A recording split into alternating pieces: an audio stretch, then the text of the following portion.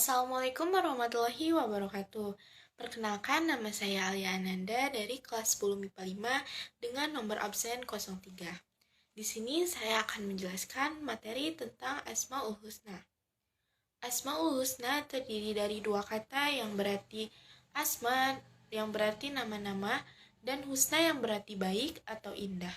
Jadi dapat kita simpulkan Asmaul Husna adalah nama-nama yang baik atau indah yang hanya dimiliki oleh Allah Subhanahu wa taala sebagai bukti keagungannya.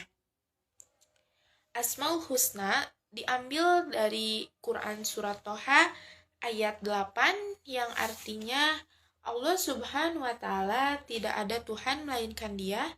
Dia memiliki al-asmaul al-husna atau nama-nama baik. Asmaul Husna, dalil yang menyatakan Asmaul Husna terdapat dalam Quran surat Al-A'raf ayat 180 yang artinya dan Allah Subhanahu wa taala memiliki asmaul husna, maka berbohonlah kepadanya dengan menyebutkan nama-namanya yang baik itu dan tinggalkanlah orang-orang yang menyimpang dalam menyebut nama-namanya. Nanti mereka akan mendapat balasan terhadap apa yang mereka kerjakan. Jadi dalam ayat lain juga dijelaskan bahwa Asmaul Husna merupakan amalan yang bermanfaat dan mempunyai nilai yang tak terhingga tingginya. Di hadis Rasulullah Shallallahu Alaihi Wasallam yang diriwayatkan Imam Bukhari, yang artinya dari Abu Hurairah RA, sesungguhnya Rasulullah Shallallahu Alaihi Wasallam bersabda, sesungguhnya Allah Subhanahu Wa Taala mempunyai 99 nama, 100 kurang 1, barang siapa yang menghafalkannya maka ia akan masuk surga. Hadis riwayat Bukhari. Jadi berdasarkan hadis di atas, menghafalkan Asmaul Husna akan mengantarkan orang yang melakukannya masuk ke dalam surga Allah Subhanahu wa taala. Jadi di sini saya akan menjelaskan 7 nama saja. Yang pertama ada Al-Karim. Secara bahasa, Al-Karim mempunyai arti yang maha mulia, yang maha dermawan, atau yang maha pemurah. Secara istilah, Al-Karim diartikan bahwa Allah Subhanahu wa taala yang maha mulia, lagi maha pemurah yang memberi anugerah atau rezeki kepada semua makhluknya. Dapat pula dimaknai sebagai zat yang sangat banyak memiliki kebaikan, maha pemurah, pemberi nikmat, dan keutamaan, baik ketika diminta maupun tidak. Hal tersebut sesuai dengan firman dalam Quran surat Al-Infitar ayat 6, yang artinya, hai manusia, apakah yang telah memperdayakanmu terhadap Tuhan yang maha pemurah? Al-Karim dimaknai maha pemberi karena Allah Subhanahu wa taala senantiasa memberi, tidak pernah terhenti pemberiannya. Manusia tidak boleh berputus asa dari kedermawanan Allah Subhanahu wa taala. Al-Karim juga dapat dimaknai yang maha pemberi maaf karena Allah Subhanahu wa taala memaafkan dosa para hamba yang lalai dalam menunaikan kewajiban kepada Allah Subhanahu wa taala. Kemudian hamba itu mau bertaubat kepada Allah Subhanahu wa taala. Menurut Imam Al-Ghazali, Al-Karim adalah dia yang apabila berjanji menepati janjinya, bila memberi melampaui batas harapan, tidak peduli berapa dan kepada siapa dia memberi, dan tidak rela bila ada kebutuhan hambanya memohon kepada selainnya, meminta pada orang lain. Yang kedua ada Al-Mu'min. Secara bahasa berasal dari kata amina yang berarti pembenaran, ketenangan hati, dan aman. Allah Subhanahu wa taala Al-Mu'min artinya dia maha pemberi rasa aman kepada semua makhluknya, terutama kepada manusia. Dijelaskan dalam firman Allah Subhanahu wa taala pada Quran surat Al-An'am ayat 82 yang artinya, orang-orang yang beriman dan tidak mencampur adukan iman mereka pada syirik, mereka itulah yang mendapat rasa aman dan mereka mendapat petunjuk.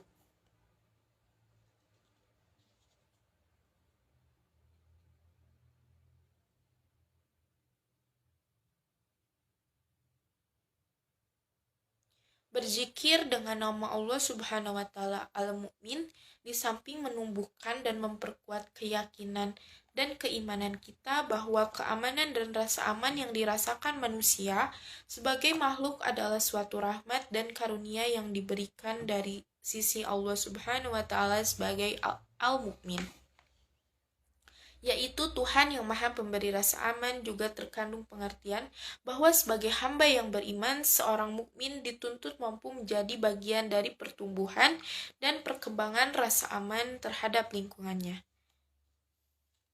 Mengamalkan dan meneladani al-mukmin artinya bahwa seseorang yang beriman harus menjadikan orang yang ada di sekelilingannya aman dari gangguan lidah dan tangannya. Rasulullah bersabda, "Demi Allah tidak beriman, demi Allah tidak beriman, demi Allah tidak beriman." Para sahabat bertanya, "Siapa ya Rasulullah Shallallahu alaihi wasallam?" Rasulullah Shallallahu alaihi wasallam menjawab, "Orang yang tetangganya merasa tidak aman dari gangguannya." Hadis riwayat Bukhari dan Muslim. Yang ketiga ada al-wakil yang artinya maha mewakili atau pemelihara. Al-wakil yaitu Allah Subhanahu wa taala yang memelihara dan mengurusi segala kebutuhan makhluknya, baik itu dalam urusan dunia maupun dalam urusan akhirat. Dia menyelesaikan segala sesuatu yang diserahkan hambanya tanpa membiarkan apapun terbengkalai. Firman-Nya dalam Al-Quran surat Az-Zumar ayat 62 yang artinya, Allah Subhanahu wa taala pencipta segala sesuatu dan Dia Maha pemelihara atas segala sesuatu.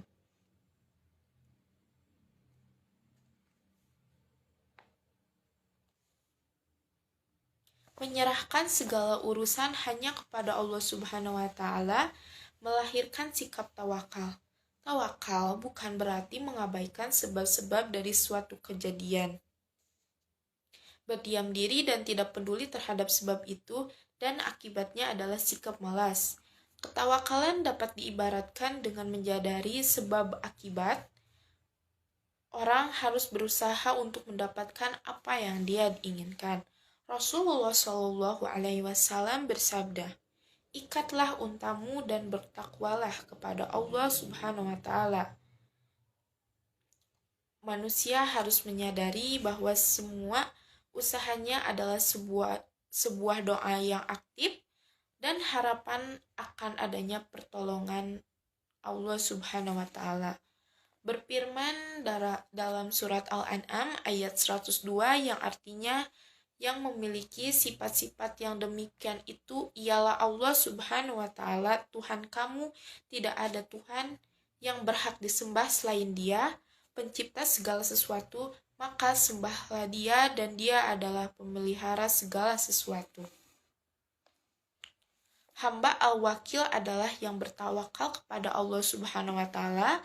Ketika hamba tersebut telah melihat tangan Allah Subhanahu wa taala dalam sebab-sebab dan alasan segala sesuatu, dia menyerahkan seluruh hidupnya di tangan al-wakil. Yang keempat ada al-matin yang artinya maha kukuh. Allah Subhanahu wa taala adalah maha sempurna dalam kekuatan dan kekukuhannya. Kekukuhan dalam prinsip sifat-sifatnya. Allah Subhanahu wa taala juga maha kukuh dalam kekuatan-kekuatannya. Oleh karena itu, sifat al-matin adalah kehebatan perbuatan yang sangat kokoh dari kekuatan yang tidak ada taranya.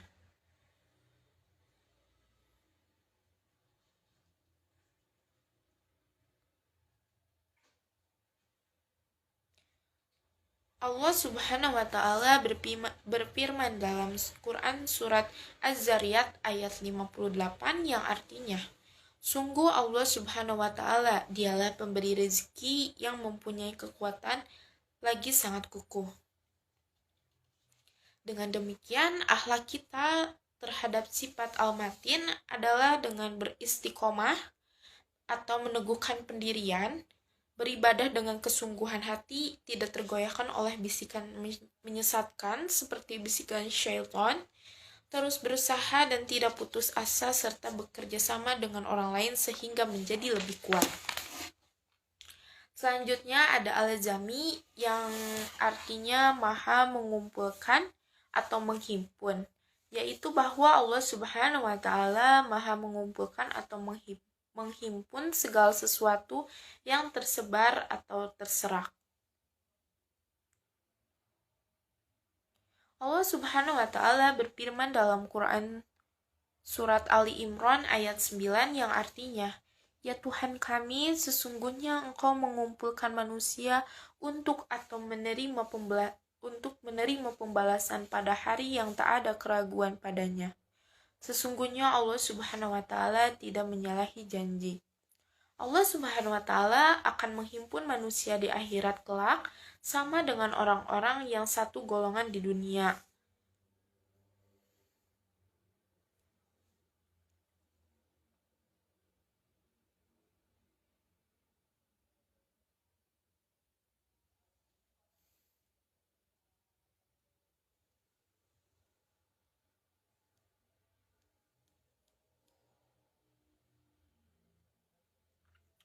Yang keenam ada al-adil yang artinya maha adil. Keadilan Allah Subhanahu wa taala bersifat mutlak, tidak dipengaruhi oleh apapun dan oleh siapapun. Keadilan Allah Subhanahu wa taala juga didasari dengan ilmu Allah Subhanahu wa taala yang maha luas. Dengan demikian tidak mungkin keputusannya itu salah. Allah Subhanahu wa taala berfirman dalam Quran surat Al-An'am ayat 115 yang artinya, telah sempurnalah kalimat Tuhanmu.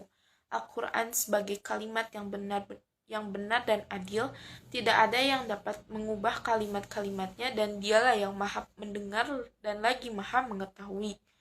Al-adil berasal dari kata adalah yang berarti lurus dan sama. Orang yang adil adalah orang yang berjalan lurus dan sikapnya selalu menggunakan ukuran yang sama, bukan ukuran ganda. Allah Subhanahu wa taala dinamai Al-Adil karena keadilan Allah Subhanahu wa taala adalah sempurna. Dengan demikian, semua yang diciptakannya dan ditentukan oleh Allah Subhanahu wa taala sudah menunjukkan keadilan yang sempurna.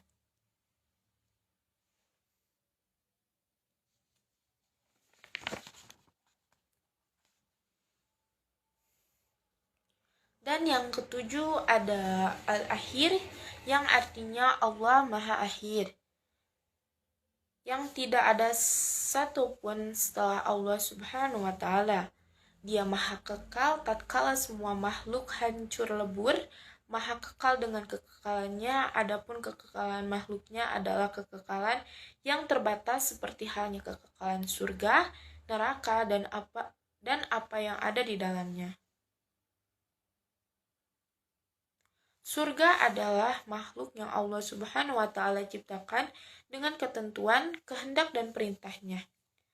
Nama ini disebutkan di dalam firman-Nya dalam Quran surat Al-Hadid ayat 3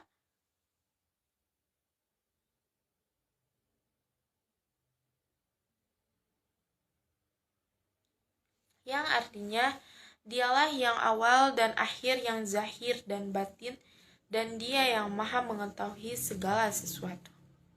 Allah Subhanahu wa taala berkehendak untuk menetapkan makhluk yang kekal dan yang tidak, namun kekekalan makhluk itu tidak secara zat dan tabiat. Karena secara tabiat dan zat seluruh makhluk ciptaan Allah Subhanahu wa taala adalah fana atau tidak kekal.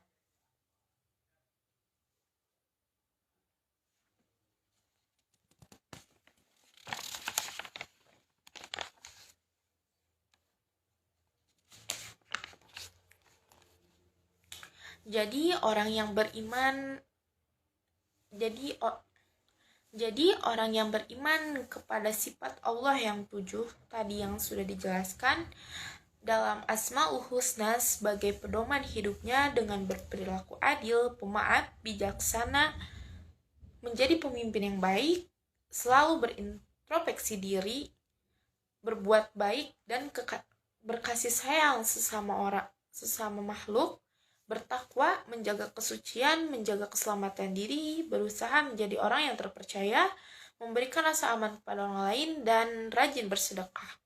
Sekian mungkin dari saya, mohon maaf bila ada kekurangan, karena kesempurnaan hanya milik Allah semata. Wassalamualaikum warahmatullahi wabarakatuh.